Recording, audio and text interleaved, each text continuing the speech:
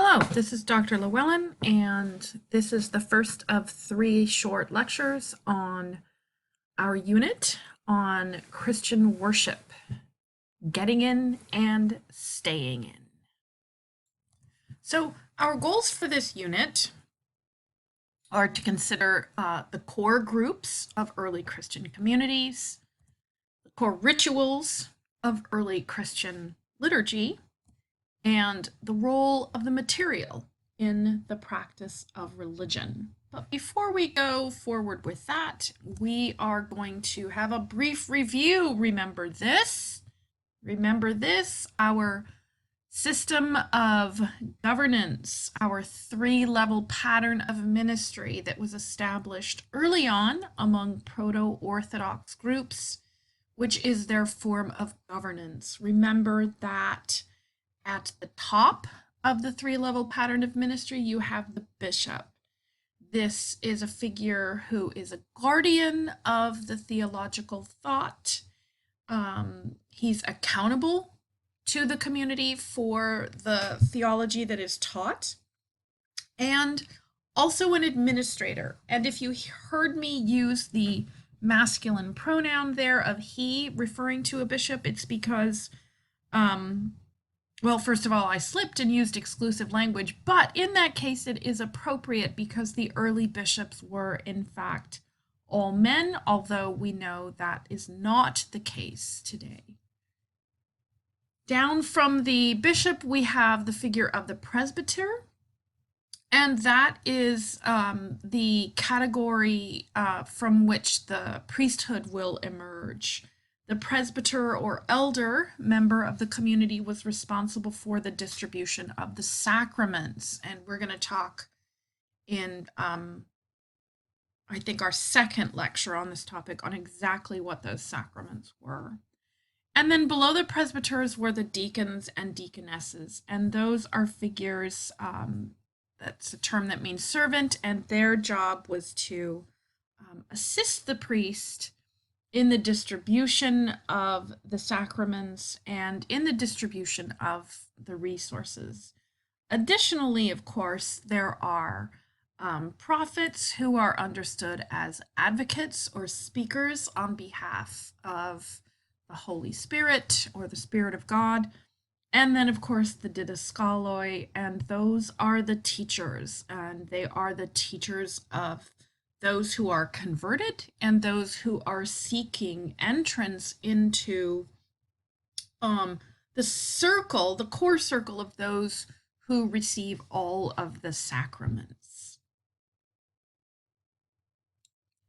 So Lynch does a really nice job of organizing what these early Christian communities, the core groups of these early Christian communities, what they look like. So we're going to unpack these concentric circles one at a time.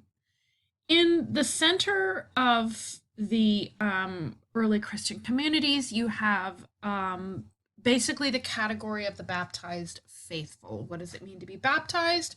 We'll unpack that here in a little bit. But that consists of two groups. You have clergy, so the hierarchy that we just went over, the clergy. And then you also have the laity. And laity are people who are not in the employ of the religious community. So laity is anyone who is not a bishop, a presbyter, a deacon, a prophet, a teacher, and in time, a figure connected to a monastic community. So laity is everyone else. In the second circle, we have the unbaptized faithful, and that consists of two groups, largely the catechumens, those who are in the process of preparing for baptism, and then those who have been baptized but are lapsed, meaning they have fallen away from full communication, or those who are penitent, which means that they have maybe fallen away from full communication, but they are seeking readmission to full participation. So it's important to recognize here that not only in the circle, the center circle, but also in the next circle, these are all people who identify as Christian, right? Very often we're concerned with putting a label on who's a Christian, who's not a Christian. Well, if this person doesn't act this way or behave in this way, or if they say certain things or do certain things, then they're not a Christian. It's a good reminder for us that we don't actually get to decide who is a Christian and who is not a Christian. What we were talking about here are levels of gradation and how those impact how an individual is seen by other members of the community. So we're going to take a few minutes to talk about this category right here of catechumens. So the catechumenate was a process by which one learned the theology and the ethical instruction and the literature of Christianity prior to a sacrament known as baptism. Okay. Now, again, in terms of identity, it's important for me to stress to you that catechumens are Christians. These are not people who are thinking about becoming a Christian or playing with the idea of being a Christian. These are people who understand themselves as Christian and are understood as Christian, but they just aren't allowed full participation in the liturgy because they haven't yet been baptized. So this is a process that prepares them for it. Initially, the process was 2 to 3 years, but that process, that period of time could be shortened if they were ill, if circumstances indicated that it needed to be a shorter period, or if they were really smart and could advance through the learning. Certain professions were not allowed to participate in the catechumenate process. So, for example, if you were a prostitute or a pimp or engaged in activity that would be considered immoral by Christians, even if it's not considered immoral by other members of society, or certain lifestyles. So, for example, if a person had a concubine, they would maybe have to put that person aside and marry, and not necessarily marry the concubine. And of course, we have to remember that there were different attitudes about who could marry, who couldn't marry, who you could marry, who you could not marry, and things like the role of a concubine, right? So one was introduced as a catechumen to the community, and they engaged in this period of study. Prior to their baptism, they were interviewed regarding their motivation. Why do you want to be part of this community? What's in it for you? I guess would be the question. The classes were taught initially by lay people, but by the 3rd century, this was taken over by clerics. Catechumens did not share in the Eucharist. That was the one part of the liturgy that they could not participate in, and so they had to depart from portions of the liturgy. In fact, you can still hear this command in the Orthodox liturgy today. There is a certain point at which the priest says, "Catechumens depart, catechumens must now depart." And in the past, that's what they did. They would have to depart. Now, of course, people just remain because that would be problematic. So let's talk a little bit about this business about conversion, about why someone would go through this process. And by all accounts, certainly not a painful process. Education, well, I suppose education can be painful, especially when you learn things about yourself. But why one would subject themselves to this rigorous process? The process of the catechumenate leads us to think that conversion into a religion is always a question of choice. And I want to stress that this is not at all the case historically. Conversion is something that is multi-layered, and there are multiple reasons why people convert into a religion or into a philosophy or into a lifestyle. We have learned that for some people, conversion is social. The religion itself or the lifestyle itself presents a compelling alternative. We have also learned that there are things such as secondary conversion, and so conversion can be quite subtle.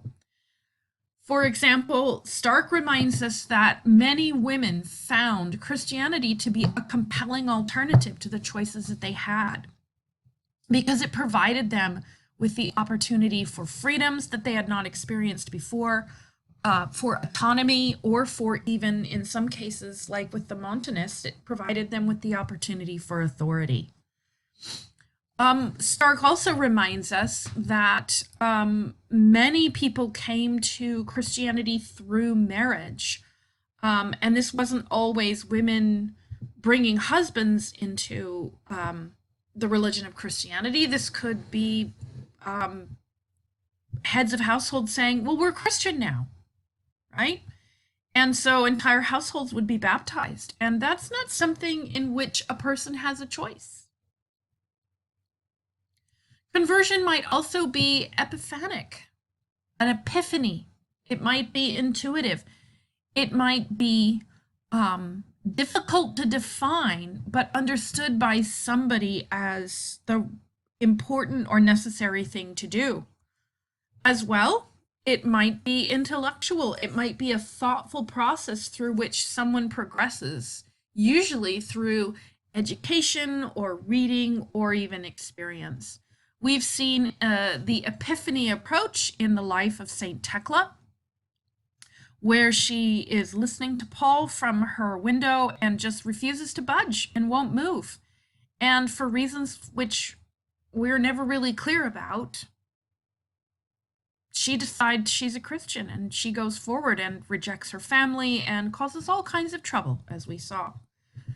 Additionally, we learn about the intellectual and thoughtful process of conversion through the actions of Justin Martyr, an apologist who studied philosophy, Greek and Roman philosophy. He studied the Hebrew texts, and then he studied Christian texts. And through studying and through observing the actions of Christian martyrs, here's an example of someone who saw Christians being killed. He decided that Christianity was, in fact, a philosophy that made sense to him, even if perhaps the actions of the martyrs did not. So conversion is not just simply a case of, or conversion into Christianity is not simply a case of someone saying, oh, okay, so I understand this person of Jesus, who he is and how he is connected to God, and I believe that to be true. Okay? Or a modern understanding of faith, as in, I can't explain it, but it makes sense to me. Conversion is more complex than that. Additionally, we need to keep in mind that conversion is a lifelong process that can involve not just one religion, but multiple religions. A person can pass through a process of conversion or through waves of conversion over the course of their lifetime. A person might be a catechumen, they might then be baptized into Christianity or another religion. They might then be lapsed during a time of trial. They might then be penitent. They might reject it altogether, and then they might be excommunicated from the community. Or they might find their way back, right? These are all options. These are all possibilities. A study about 5 years ago determined that Americans transition from one religious identity to another on the average of 2.5 times during the course of their lifetime. So we want to keep in mind that neither in the past nor now is religious identity fixed. So we've encountered our first two sections of Lynch's concentric circles. You have the baptized faithful in the center, you have the unbaptized faithful in the next circle, hoping that they'll get into that central section. And then on the exterior, you have a mixed bag, really. There are marginalized Christians, which might be, that can mean any of a couple of different things. It could be people who are part of a community but maybe have expressed views that are seen by problematic as others. Maybe they have different views of the person of Jesus. Remember, that's a subject we know as Christology. There could be any of a variety of reasons why they might be considered marginalized. Maybe they have continued to live with their concubine or engaged in behavior that might be considered immoral. And remember, that's not an issue for other religious groups. It's specific really to Christianity and then Judaism as well. Another group in the mixed bag is Christians in impure professions. What does that mean? Again, it could be professions that are considered problematic, like, for example, someone who's an actor or actress, someone who is a professional courtesan, or someone who works for the government even, right? Or in some cases, someone who is in the military. Now, that latter is a challenging one because we have evidence that there are Christians in the military all the way up to the legalization of Christianity. So we want to be mindful that it not at all times was it considered problematic. So our goals for this unit was to consider the core groups of early Christian communities, which we just have, our baptized faithful, our unbaptized faithful, and then our mixed bag, which is not an academic term, it's just mine.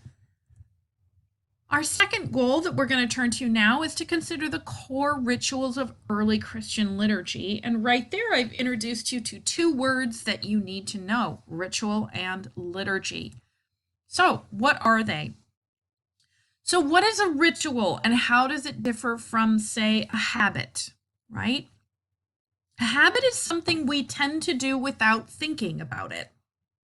A habit is something that is a repeated action that is so intrinsic to us that we never have to pause to think about how to do it, like brushing your teeth. It's an automatic thing. We know how to do it. We don't have to think about it. A ritual, on the other hand, different from a habit, is a repeated and precise action that serves a purpose independent of the act itself. So, for example, brushing your teeth is a habit, and the purpose that brushing your teeth serves is good hygiene. Okay? And one could argue that that is an act that it has a purpose independent of the act itself, but really, I think that's pushing it. Now, here's a ritual that some might also call a habit, and that is the act of drinking coffee. A lot of times when I ask students, what ritual do you have that is central to your life? A lot of students say, well, I drink a cup of coffee in the morning. And that can be a habit, but it can also be a ritual. The process of engaging in the creation of a cup of coffee can itself be a ritual. Although I realize that some would argue that it's not. Okay, fair point. But whether you believe that the process of making a cup of coffee can be a ritual or not, turning our minds to more lofty things, people are socialized into religion or into specific communities through ritual behaviors, through repeated and precise actions that serve an important purpose, independent of the act itself. Rituals have deep meaning for groups and for individuals, and most importantly, rituals are goal-directed behavior, okay, which is really the key to the difference between a ritual and a habit. It is a goal-directed behavior. So there are really 5 kinds of rituals. that we find in evidence in the study of human behavior. There are therapeutic rituals that are meant to change one's health, right? And that might be something like taking a supplement or engaging in a ritual bath. There are ideological rituals that can hope to bring about a change in one's values. There are salvific rituals, which can encourage a change in the state of being saved or not. So, for example, like a baptism, which we're going to turn to. Technological rituals is a type of ritual that can encourage a change in circumstances or encourage a change to make something happen.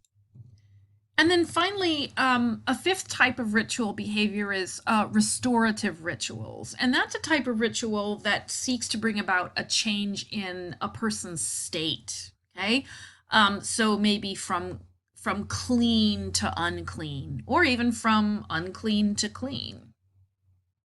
So where are rituals taking place? They're taking place within the context of a liturgy. And what is a liturgy? A liturgy is from the Greek word for public office or public service. Liturgy is a voluntary public office or duty. In short, liturgy is how Christians do the business of worship, because liturgy is a process and it is an administrative function of worship. Christian liturgy includes generally a pattern for worship, which for the most part includes a gathering together. So in this image of the Emperor Marcus Aurelius, you see that people have gathered together. Usually a word is spoken. Very often there is a meal or a sacrifice. Here the sacrifice is being offered. And then there is a sending away of the people. All rituals within a liturgical sense or not require sense perception. Seeing, touching, hearing, smelling, tasting, and doing. These are all things that contribute to the socialization of people into a particular religion. Further, these kinds of behaviors that involve sense perception binds people to each other. Rituals bind us to each other and to parallel communities that are often no longer living. And art and architecture itself is going to provide for religious groups the means by which an individual might be socialized. And we'll be turning to art and architecture here in another lesson. But let's look at our homework. So in the homework, I asked you to read through some passages from the New Oxford Annotated Bible and to identify within each of the biblical passages particular rituals or behaviors that will lend themselves to emerging Christian communities. What are people doing that define relations, identify status, or indicate who is pure and who is not? So we're going to look a little more closely at the larger text in the next lesson. But what I want to do right now is just very quickly highlight for you the rituals. In the Genesis passage, I asked you to identify the ritual behavior. Here in this passage, after God finished the work that God had done, God rested on the seventh day from all of the work that God had done. In both the Exodus and the Matthew passage, you have reference to the Passover sacrifice and then the Passover meal. Okay, another ritual behavior. In the Leviticus passage, the priest shall sprinkle 7 times water upon the one who is to be cleansed of the leprous disease. So here you have someone engaging in the ritual and someone receiving the action of the ritual behavior. In the Mark passage, you have John the Baptizer appearing in the wilderness proclaiming a baptism and people confessing their sins. Again, here you have an object and a direct object. You have someone who distributes the ritual, you have someone who receives the ritual. And then finally, in the Corinthians passage, you have Paul saying, "So then, my brothers and sisters, after he has admonished them, when you come together to eat, wait for one another." And I always like to point out that I think there's two rituals going on here, not just one. Coming together to eat, and then also wait. Actually, three. Come together in order to eat, wait. Okay? So you have a couple of things going on in these different passages. All right, so the second question that I asked you to was to identify and lynch some element of early Christian customs or rituals that's surprising to you. What did you learn in this chapter about the early Christian experience that you did not know before? I'm looking forward to reading your homework and seeing what it is exactly that you found interesting or surprising. But I'm just going to highlight visually here some of the things that Lynch mentions. He mentions the Christian custom or ritual of tattooing. A lot of students write that this was surprising to them, but I'm not sure why it would be. Tattooing is a common thing in our culture, and it always has been.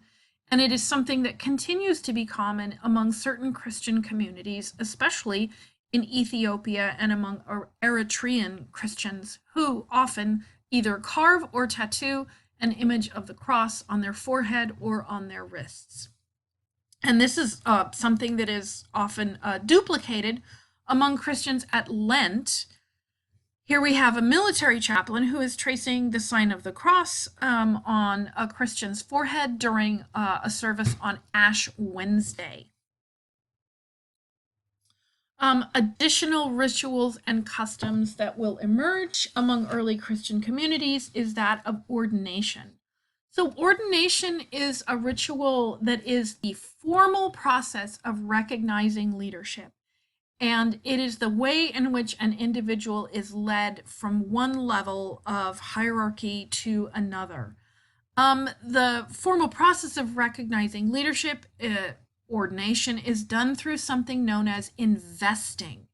And investiture is the process of dressing an individual in the garments of leadership. And we see this even today in, for example, in the process of investing figures with, in this case, the kingship, or in this specifically here, the Prince of Wales, when he was invested with the title of Prince of Wales by his mother, the Queen of England, and then dressed in the appropriate garments, or invested in the appropriate garments.